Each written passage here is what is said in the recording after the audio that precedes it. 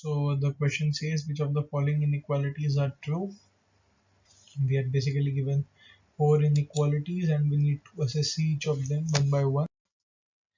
First, considering the first one, the expansion of cos x is 1 minus x squared by 2 alpha plus x to the power 4 by 4 alpha and so on.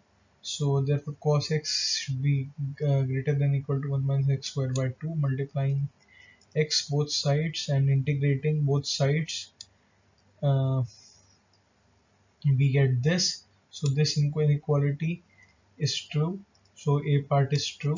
Similarly, for the expansion of sin x, we are given sin x is equal to x minus x cubed by 3 factorial plus x to the power 5 by 5 factorial and so on. So we'll consider sin x is greater than or equal to x minus x cubed by 3. In multiplying with x and integrating, we get this inequality, and this I suppose is the true. So B is also true. For cos x again, we'll just multiply cos x less than 1. We'll multiply x square both sides. Multiplying it and integrating it, we are getting this result. And for D part also, we'll just integrate both sides and see what the result is. So we get this.